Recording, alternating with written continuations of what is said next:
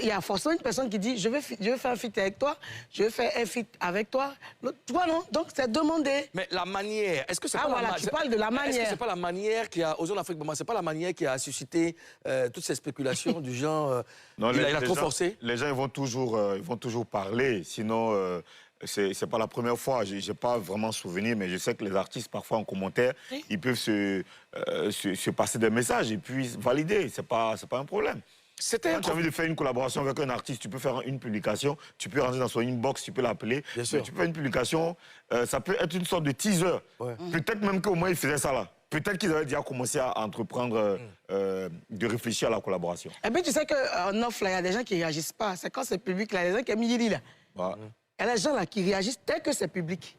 Mais est-ce qu'il n'a pas pris comme un trophée le fait de vouloir faire un feat avec Didi B, ou le fait que Didi B ait accepté de faire un feat avec lui? Il s'est peut-être précipité pour venir... Mais je pense que c'est parce qu'il est content. Ouais. Il est content que Didi B ait répondu... pardon, excusez-moi. Répondu, t'as tenu congolaise. Aussi rapidement, il a été spontané. Et puis, il lui a répondu. Peut-être que tu vois qu'il ne s'attendait même pas à ça. Il se disait que peut-être que Didi B allait l'ignorer, tu vois. Et Didi B l'a respecté, même si le commentaire, là, c'était un peu... C'était quoi? Tu peux nous lire ça? C'est quoi? Qu'est-ce qui a été écrit? Didi B dit, j'espère que demain, tu ne vas pas m'insulter comme Débord.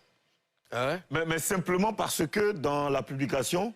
Il faut lire la publication. Oui, il faut la lire. Aux autres, tu peux la lire. Je suis un artiste avec grand A et je connais la valeur d'un artiste. Je connais tes compétences. Il a parlé de Didi B, bien sûr. Tu es un artiste formidable. Je te respecte beaucoup. En tout cas, tu mérites aucune insulte. Sache-le.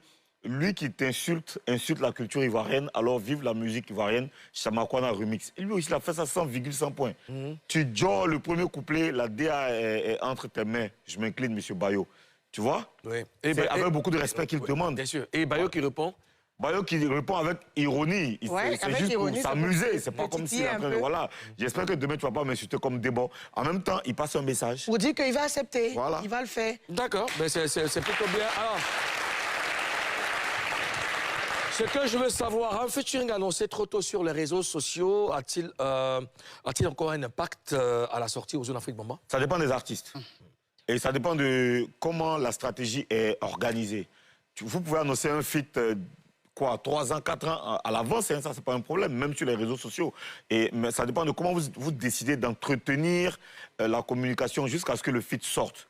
Tu vois? Il y a des artistes qui annoncent sur les réseaux sociaux qu'ils rêvent de collaborer avec tel artiste. Ils le disent parfois sur les réseaux sociaux à travers des publications ou dans des commentaires ou dans des interviews. Didi B a dit dans des interviews qu'il rêvait de faire un feat avec Fally Poupa. Tu vois? Oui. Et des années après, le feat a été réalisé. On a écouté un extrait ici.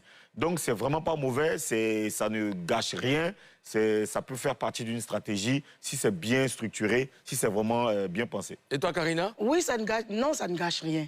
Je suis d'accord avec Ozone qui parle d'organisation, de structuration. D'accord? Et puis, ça va emmener les gens même à savoir, chercher à savoir ce que ça va produire, ce que ça va donner, le feat annoncé là. Là, tu as prêté tout le monde là, donc tout le monde est à l'affût. Les gens veulent voir ce que ça va donner. Et, tu vois, non? Donc, ça donne quelque chose, ça donne de... Ça crée l'engouement. Ça crée l'engouement autour de la chose. Alors, pour les plus jeunes qui n'ont pas connu Chamakwana du Virtual Las, voici ce que ça donne. Ça n'est pas les gricata pam-pam, hein? C'est la Chamakwana. Le Chololas, la grosse pointure.